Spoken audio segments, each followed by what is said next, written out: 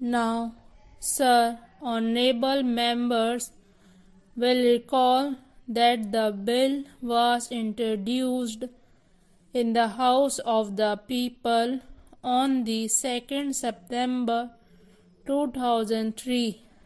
It has had a long history, and in one form or another it has been before the public since the end of 1949.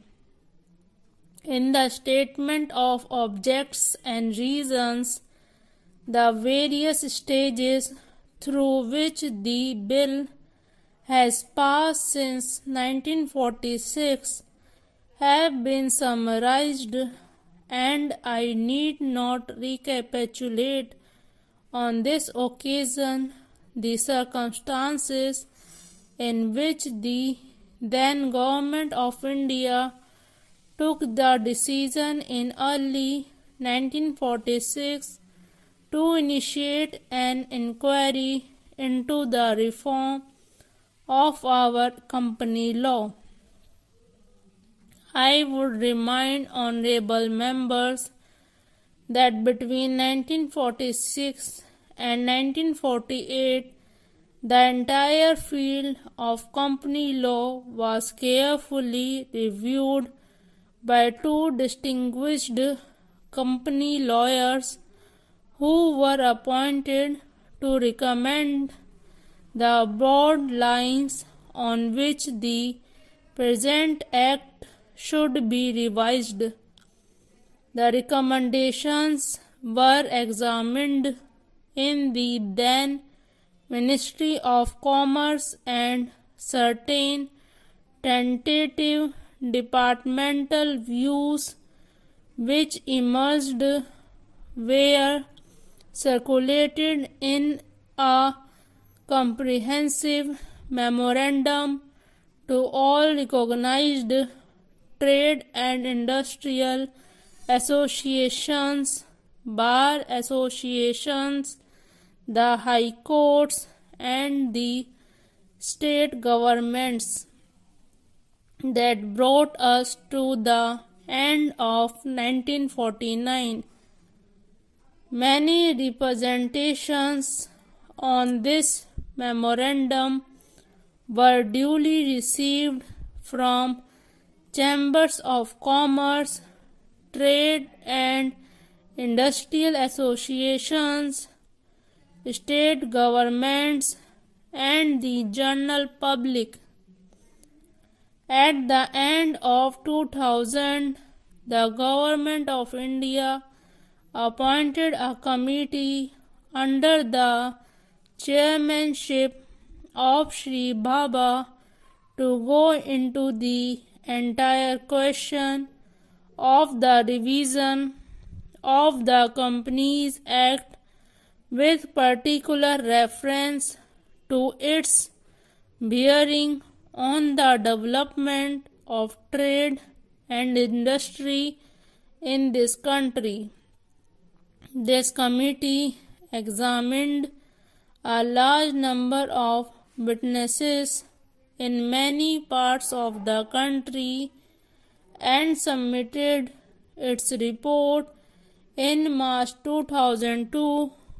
This report again was circulated to all state governments, chambers of commerce, trade associations, high courts, and many other bodies. At the same time, a special officer was appointed in the Department of Economic Affairs, Ministry of Finance, to examine the report in the light of the views received from the interested public and to submit proposals to government for the revision of the present act. The bill now before the House is based largely on the recommendations of the company law committee modified in a few particulars. Honorable members will notice that so far as public relations go, the bill has covered adequate ground.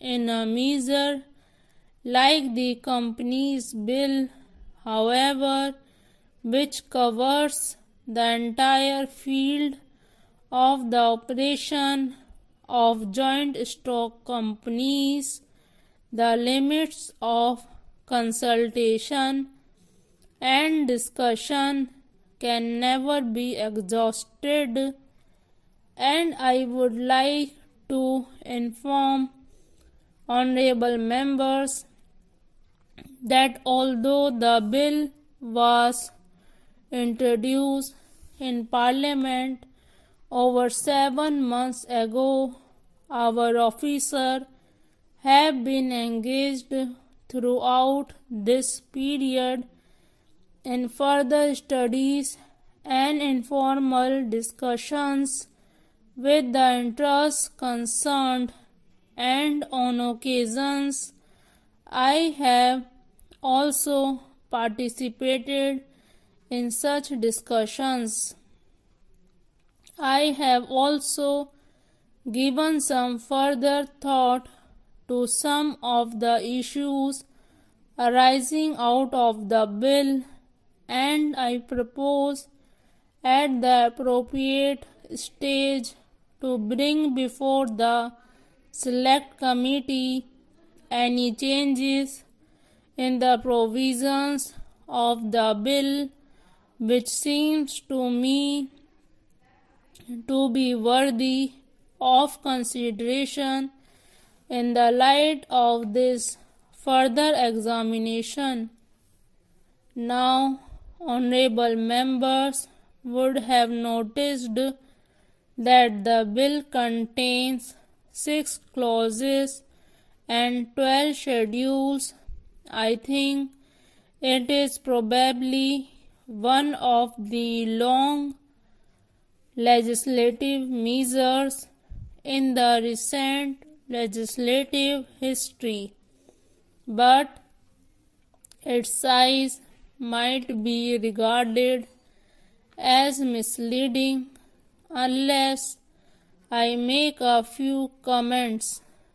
The bill is both, one must remember, a consolidating and amending measure. As mentioned in the Statement of Objects and Reasons, this is the first opportunity which has occurred since 1923 for the consolidation of the Companies Act.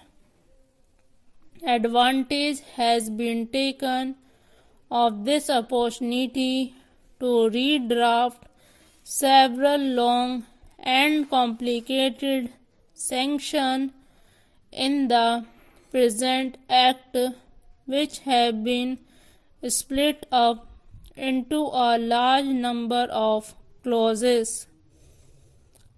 This is the largest single factor accountable for the increase in the number of clauses in the bill.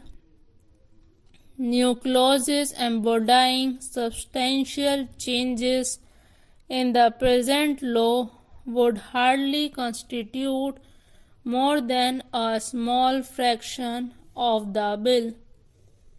I would also draw attention to the structural changes in the bill to which a reference has been made in the Statement of Objects and Reasons. The redraft of the bill and the rearrangement of the existing chapters in the Companies Act in a more logical order have, I think, resulted in a noticeable improvement in the form of the bill, and I hope will facilitate better understanding and appreciation of the scheme. I wish that the act which came into effect long ago was implemented properly. I know that the minister here is very earnest in implementing it, but unfortunately his colleagues at the state level are disappointing him. Unfortunately, no steps have been taken for trimming or toning up the administration at the state level and at the district level. They have to be taken immediately.